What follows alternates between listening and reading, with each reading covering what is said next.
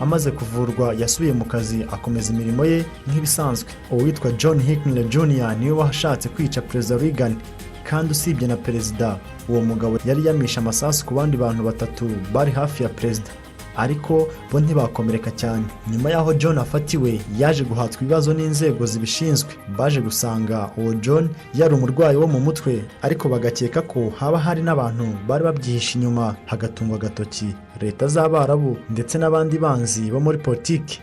Uwo John yaje gukatirwa igifungo cya burundu, naho Reagan yaje kwitaba Imana azize urw'ikirago ku itariki ya 5 Kamena mu mwaka wa 2004 i Bel Air, Los Angeles muri Leta Zunze Ubumwe za Amerika.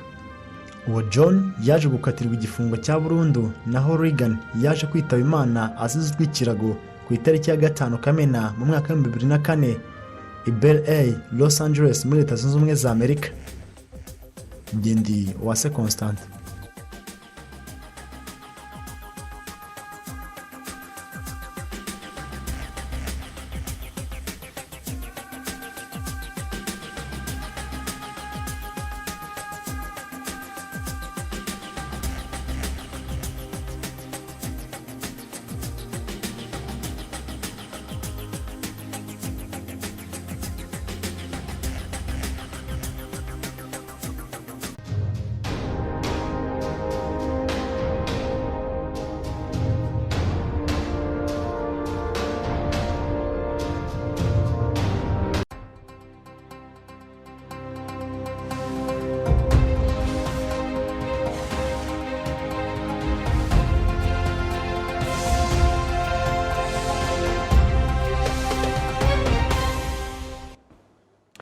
Excellent dimanche à toutes et à tous et bienvenue à cette grande édition du journal en langue française. Vous êtes en compagnie de Patrick Nyelidande. Tout de suite, les titres de ce journal.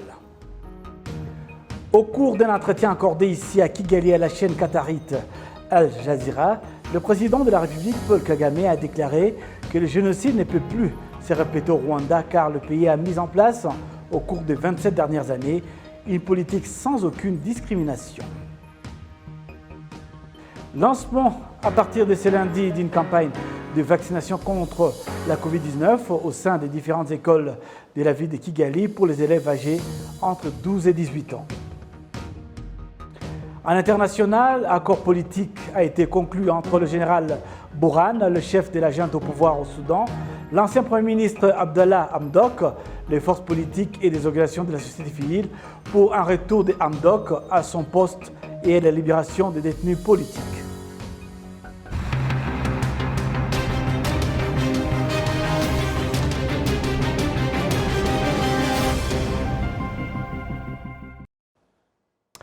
Encore une fois, bienvenue à toutes et à tous. Au cours d'un entretien accordé ici à Kigali à la chaîne qatarite Al Jazeera, le président de la République, Paul Kagame, a déclaré que le génocide ne peut plus se répéter au Rwanda car le pays a mis en place au cours des 27 dernières années une politique sans aucune discrimination. Il s'est également félicité des progrès accomplis par le Rwanda dans différents domaines. Kassim Youssouf nous fait un résumé de cet entretien. The president of Rwanda, Paul Kagame, talks to Al Jazeera. Au cours de cet entretien d'environ 20 minutes qui s'est déroulé au village Urugwiro, le président de la République, Paul Kagame, a répondu aux questions du journaliste Ali Al-Dafiri d'Al Jazeera sur différents domaines, notamment politique, développement et coopération. À propos du progrès déjà réalisé et des mesures prises pour la reconstruction du Rwanda nouveau, le président de la République, Paul Kagame, a fait savoir qu'au cours des 27 dernières années, le pays a mis en place une politique et un leadership qui donnent l'espoir d'atteindre le meilleur avenir souhaité et qu'il n'y a aucune inquiétude que le génocide perpétré contre les Tutsis puisse se répéter. Truly, we have come from far, almost to non-existence. Il y a encore beaucoup à faire pour arriver là où nous désirons. Nous n'avons pas usé de secrets exceptionnels à part être résilients, qu'ils soient la population ou les dirigeants. Les réalisations atteintes parlaient d'elles-mêmes. Nous ne travaillons pas pour arriver à cela, mais nous avons un autre objectif et de manière durable. Premièrement, les gens s'impliquent Et deuxièmement, cela procure la sécurité et la quiétude, et c'est une façon de changer la mentalité. create a mindset change. Le journaliste Ali Al-Dafiri a voulu connaître le point de vue du président de la République sur ceux qui accusent le Rwanda de ne pas accorder d'espace et de museler l'opposition, accusation que le chef de l'État a réfutée. The opposition exists. The opposition L'opposition est là. L'opposition signifie des gens ayant des idées divergentes en ce qui concerne la gouvernance et ce qui se passe dans le pays. Même si leurs idées politiques sont divergentes, ils convergent tout de même sur un même point, à savoir le bien-être social et la quiétude du pays. Je ne pense pas qu'ils ne peuvent pas diverger sur cela. Je ne pense pas que quelqu'un qui se dit de l'opposition viendra et vouloir aller à l'encontre des réalisations acquises, croyant vouloir éliminer ceci pour déstabiliser le pays. Autrement, ce qui convient à la population, c'est ce dont on s'est convenu. Therefore, you don't want to establish just a template and say every country must follow this way of doing things. Dans cet entretien, le chef de l'État a également répondu aux questions relatives aux activités des forces rwandaises de défense en Centrafrique et au Mozambique, où elles sont depuis 5 mois pour chasser les terroristes qui avaient semé la désolation dans la province de Cabo Delgado. En bref et en image, c'est dimanche matin, le président de la République, Paul Kagame, a participé à la journée sans voiture à Kigali, un événement sportif des masses qui a lieu 2 fois par mois et sert à faire de Kigali une ville verte tout en promouvant un mode de vie sain. Au cours de cette activité, le président Paul Kagame était accompagné du ministre des Sports, Madame Aurore Mimosa, et du maire de la ville de Kigali, Pudence Rubengisa. Le président Paul Kagame a écrit sur son compte Twitter toute sa joie de participer à cette journée aujourd'hui et de marcher dans les rues de Kigali après tant de mois de restrictions dues à la pandémie de Covid-19. La première dame du pays, Madame Jeannette Kagame, ensemble avec ses proches, a également participé à cette activité sportive sans voiture dans la ville de Kigali. Et puis, ils sont âgés de 12 à 18 ans et la plupart sont déjà à l'école secondaire et se disent prêts à recevoir le vaccin contre la Covid-19 qui leur sera administré au cours de la semaine prochaine. L'administration de ce vaccin se fera dans les écoles avec l'accord écrit des parents.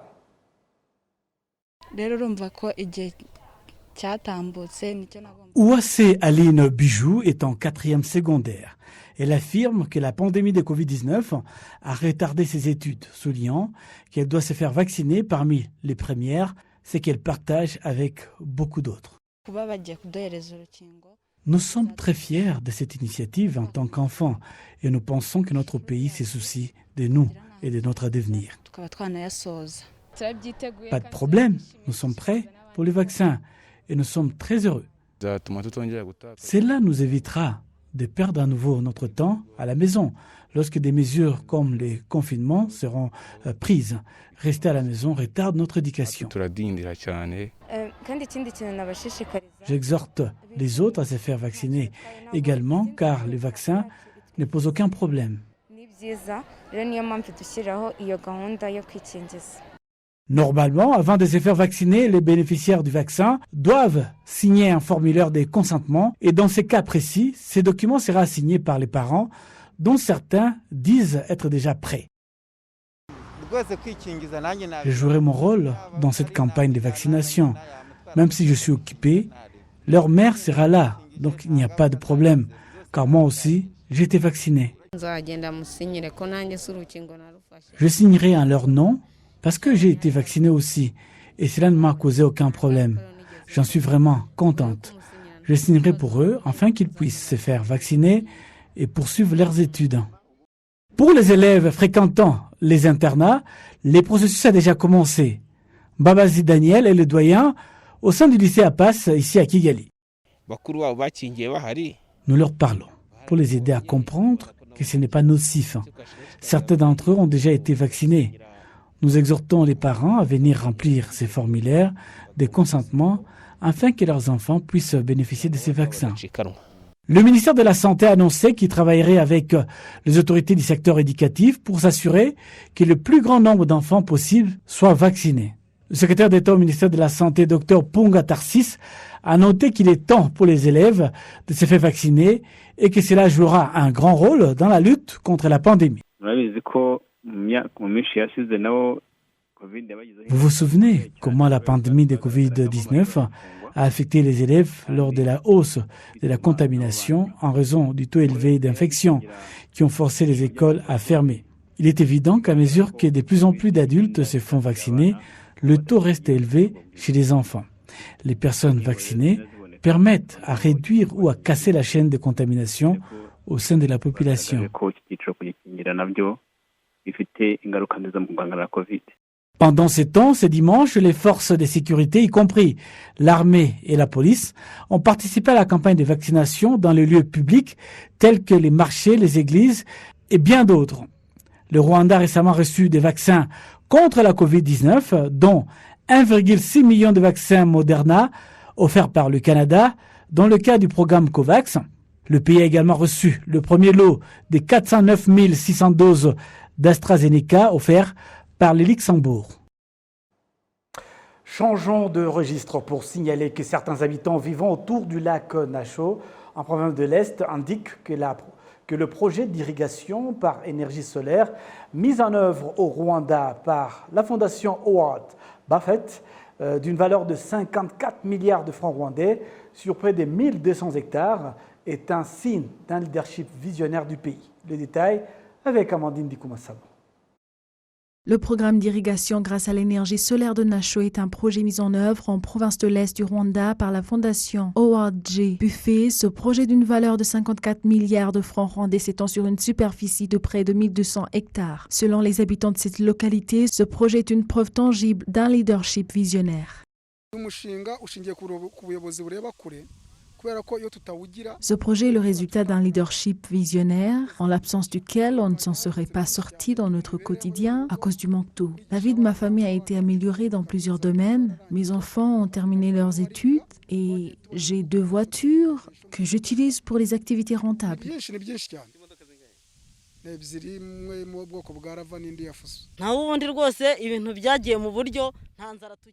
Tous les problèmes liés à la famine n'existent plus ici chez nous. Tout a été réglé. On a non seulement de quoi manger, mais on en garde aussi. Avant le lancement officiel du programme d'irrigation à énergie solaire de Nasho, une période d'essai a d'abord été observée afin de convaincre d'abord les résidents et les préparer à la mise en œuvre de ce projet qui était un grand investissement dans le pays. Nous faisons un suivi quotidien pour être sûr que les travaux prévus sont mis en exécution comme convenu. Un tel investissement mérite une attention particulière. Ce projet a amélioré la productivité du secteur agricole. Les autorités de la province de l'Est ont noté que le programme d'irrigation solaire de Nasho est un projet qui vise à relever les défis causés par le changement climatique. Le fait d'avoir séparé l'espace d'habitation de celui d'exploitation de culture permet que le matériel utilisé dans l'irrigation ne cause aucun dommage chez les habitants de cette localité. Hygiène et assainissement à présent. Chaque jour, plus de 500 tonnes de déchets sont collectés dans la ville de Kigali et viennent de marchés, des maisons et des écoles. Cependant, le tri des déchets reste un défi, malgré les efforts du gouvernement pour introduire une nouvelle technologie de gestion intelligente des immondices. Le récit de Kassim Youssouf. Dès 6 heures du matin, Nyirabahire Julienne est déjà à l'installation de collecte des déchets du marché d'Ozinia et dont les éboueurs à charger les déchets à jeter. Elle exerce son métier depuis 10 ans. Une mère atteste qu'au fil des ans, la gestion des déchets à Kigali a été un grand défi. Cet endroit était toujours sale suite aux déchets biodégradables qui étaient fréquemment déversés dans un espace ouvert ici et chaque fois qu'il pleuvait, on ne pouvait pas passer par cet endroit. Mais actuellement, on ne peut pas dire que nous avons oui ou non des détritus à cet endroit. En juillet dernier, le gouvernement rwandais a lancé une phase pilote du nouveau système de gestion des déchets dans la ville de Kigali dénommé Smart Waste Collection. Les nouvelles installations de collecte des déchets sont alimentées à l'énergie solaire avec une technologie sur mesure qui transmet les informations au système central et 3 grands bacs pour différents types de déchets. Actuellement, les installations intelligentes de collecte des déchets sont installées dans 4 grands marchés de la ville, à savoir Zinia, Kimirongo, Nyabugogo et Murindi, et au village moderne de Karama. Le système de poubelle est connecté à des capteurs qui sont reliés à mes téléphones de telle sorte que lorsqu'il est sur le point de se remplir, il envoie le premier signal. Lorsqu'il est rempli à plus de 75% de sa capacité, je reçois le message et j'appelle immédiatement les camions à ordures pour venir le vider. Selon Nyirabahire, le nouveau système de gestion des déchets de Kigali a amélioré l'hygiène autour du marché de Zinia, mais cela lui a aussi beaucoup facilité le travail. Le nouveau système de gestion des déchets est dirigé par le ministère ayant les technologies modernes dans ses attributions conjointement avec la ville de Kigali et le ministère de l'Environnement. Il a déjà réformé la façon dont la collecte des déchets est menée à Kigali, mais le changement est loin de donner des résultats tangibles.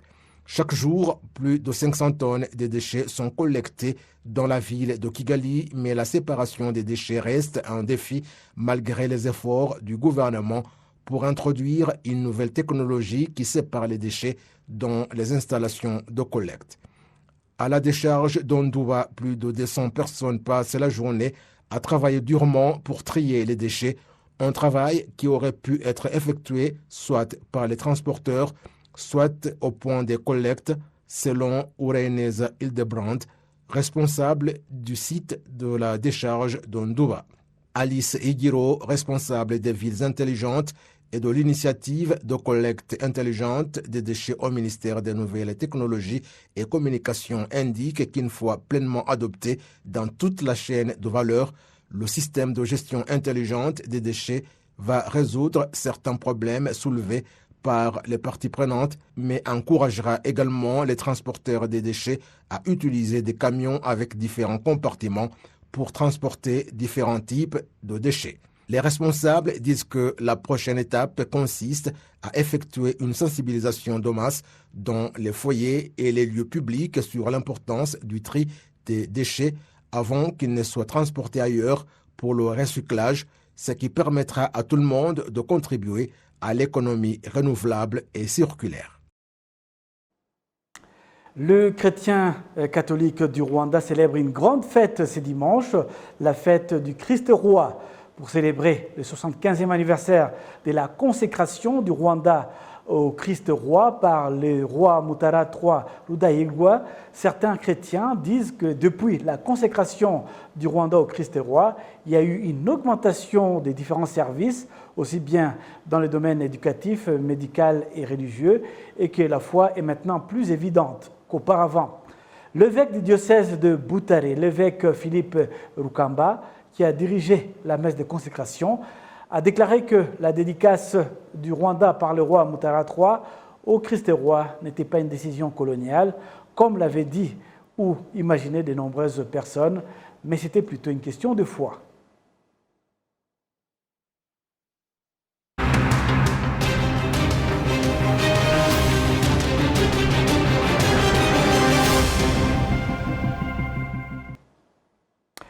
Bienvenue à l'actualité internationale de ce journal. Un accord politique a été conclu entre le général Bourhan, le chef de la junte au pouvoir au Soudan, l'ancien Premier ministre Abdallah Hamdok, les forces politiques et des organisations de la société civile pour un retour de Hamdok à son poste et la libération des détenus politiques. L'annonce a été faite par l'un des médiateurs soudanais, Mamda Bourman, un dirigeant du grand parti Ouman. Le 25 octobre dernier, le général Bourhan, chef de l'armée, avait réalisé un coup d'État et a fait arrêter la quasi-totalité des civils au sein du pouvoir, provoquant des vastes manifestations et de nombreux morts à travers tout le pays. Abdallah Hamdok, réhabilité dans ses fonctions, le Premier ministre soudanais en résidence surveillée depuis le coup d'État du 25 octobre, sera de nouveau à la tête du gouvernement de son pays. C'est le résultat d'un accord conclu entre les militaires et les partis politiques. Samedi, le secrétaire d'État américain lançait déjà à Dakar un appel dans ce sens. Le droit du peuple soudanais à manifester pacifiquement doit être protégé et nous nous joignons au peuple soudanais pour demander instamment le rétablissement du Premier ministre Hamdok et de son gouvernement civil de transition ainsi que la libération des personnes arrêtées en lien avec le coup d'État. L'accord prévoit justement la libération des acteurs politiques et fonctionnaires arrêtés après le coup de force du général Al-Burhan. Le Soudan tente donc de relancer sa transition après une parenthèse sanglante. La contestation du putsch du 25 octobre a coûté la vie à plusieurs personnes. Mercredi, 15 manifestants sont tombés à Khartoum. Abdelaziz Mohamed Gouled, directeur de la radio gouvernementale Radio Mogadiscio, a été tué samedi dans un attentat suicide dans la capitale somalienne. Le journaliste était connu comme fervent critique du groupe djihadiste Al-Shabaab. Les islamistes ont d'ailleurs dans la foulée revendiqué cette attaque qui a aussi fait 2 blessés, dont le directeur de la télévision nationale somalienne. La voiture d'Abdelaziz Mohamed Gouled, ou plutôt ce qu'il en reste, après l'explosion qui a tué samedi le journaliste somalien à Mogadiscio. Directeur de la radio gouvernementale, il était connu comme fervent critique du groupe djihadiste Al-Shabaab. Les islamistes ont d'ailleurs revendiqué cette explosion qui a aussi blessé 2 autres personnes. Alors que nous étions occupés à dîner avec d'autres amis, le journaliste a sorti sa voiture du bar. Nous avons entendu une grosse explosion et nous sommes tous tombés par terre. Quand nous sommes sortis du bar, nous avons vu que la voiture avait été visée par un kamikaze. Quand je suis sorti du bar, je n'ai vu qu'Abdelaziz et un autre homme allongé sur le sol. Les Chebab ont affirmé que le journaliste assassiné était dans leur viseur depuis longtemps. La Somalie demeure le pays le plus dangereux pour les journalistes selon Reporters sans frontières. 50 professionnels des médias ont été tués dans ce pays depuis 2010. 4 personnes ont été blessées par balle samedi à Kaya, au Burkina Faso, lors d'une manifestation contre un convoi de l'armée française qui s'est dirigé au Niger. L'armée française nie avoir été à l'origine d'éventuelles blessures par balle. La tension est montée d'un cran à Kaya alors qu'une rumeur faisait état d'une distribution des armes par l'armée française aux djihadistes. 4 personnes ont été blessées par balle samedi à Kaya au Burkina Faso lors d'une manifestation contre un convoi de l'armée française qui se rendait au Niger. Les manifestants ont tenté de se rapprocher du site où étaient stationnés les véhicules. Les soldats français auraient tiré de coups de sommation. Les services des urgences de l'hôpital de la localité auraient reçu 4 personnes blessées par balle. Mais l'armée française nie de son côté avoir été à l'origine d'éventuelles blessures. La France n'a qu'à repartir avec ses armes, c'est tout. C'est que nous voulons seulement, France n'a pas besoin de l'armée de France. Nous-mêmes, on est capable d'attaquer notre djihadiste. On n'a pas besoin de l'armée de France. Face à la contestation, le convoi a quitté Kaya direction Ouagadougou.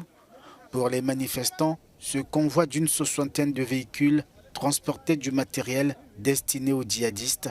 Information balayée par l'armée française. La mobilisation lancée au Guadeloupe il y a près d'une semaine par un collectif d'organisations syndicales et citoyennes contre le pass sanitaire, l'obligation vaccinale des soignants contre la Covid-19, compte tenu de ces doublés de violences commises par des émeutiers. Malgré le couvre-feu imposé depuis vendredi, les blocages se sont poursuivis avec de nouvelles scènes de pillages et d'incendies lors desquels des policiers et des gendarmes ont été visés par des tirs faisant un blessé léger. La nuit a encore été très agitée en Guadeloupe. Le couvre-feu n'a pas empêché de nouvelles scènes de pillage. Des pharmacies et des commerces de téléphonie ont cette fois été visés dans les villes de Pointe-à-Pitre et du Gosier. Le gouvernement français a tenu du coup une réunion de crise samedi en fin de journée à Paris et décidé l'envoi dans l'île des Caraïbes de forces de sécurité supplémentaires. Le préfet qui aujourd'hui avec les services de l'État courageusement rétablit l'ordre public a à sa disposition désormais 2250 policiers et gendarmes que nous avons décidé depuis 48 heures et jusqu'à maintenant, qui arrivent dans les prochaines heures pour une grande partie des forces supplémentaires que nous lui avons octroyées. Des avions sont partis pour pouvoir rétablir l'ordre et notamment une cinquantaine d'agents du GIGN et du RAID. Des renforts attendus avec impatience par les policiers et gendarmes déjà sur place et visés par des tirs et des projectiles depuis le début de la mobilisation il y a 5 jours contre le pass sanitaire et l'obligation vaccinale des soignants contre le Covid-19. Politique et sport en Chine à présent. La star du tennis chinois, Peng Shuai, est réapparue en public.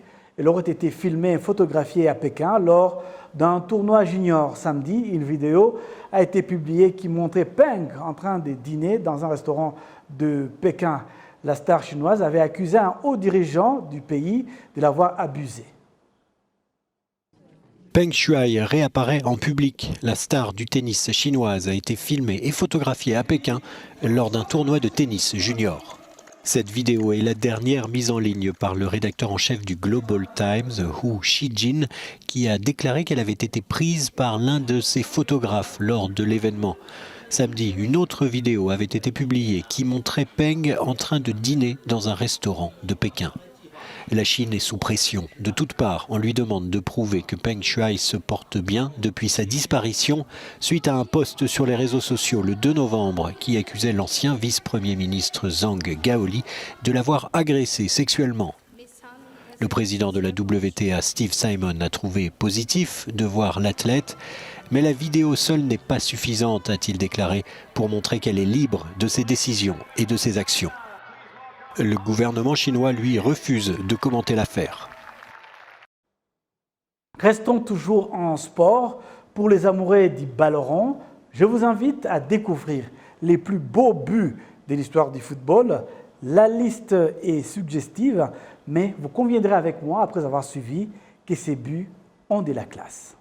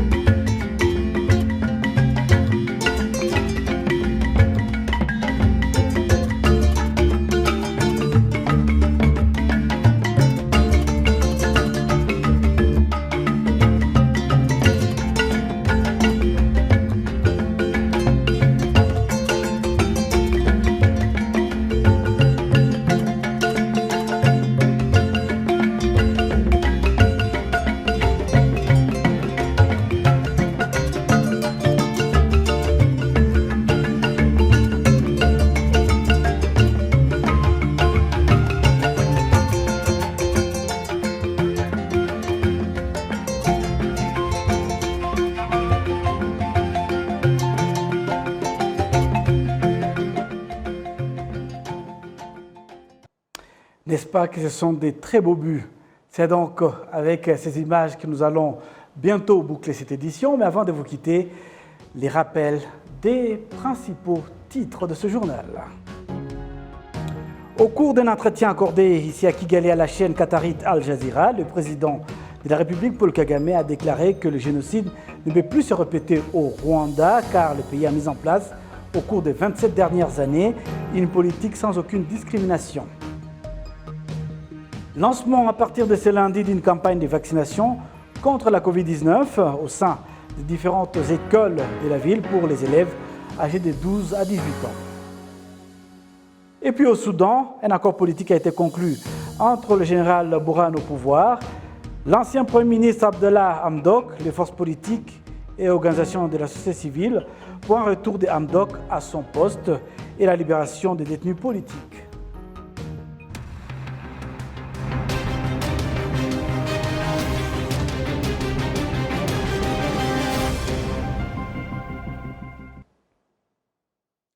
C'est donc avec ce rappel des titres que nous allons boucler complètement ce journal. Au nom de toute l'équipe qui m'a accompagné tout au long de cette édition, il y avait à la prise de vue François Bouda, Troirgua, à la prise de son David Kabogora, au graphique il y avait Hirgua, l'ingénieur de l'antenne c'était Freddy, au mixage vidéo c'était Silas, et à la direction de ce journal il y avait Janvier Karangwa Murenzi, et au contrôle de l'antenne, c'était Nicole.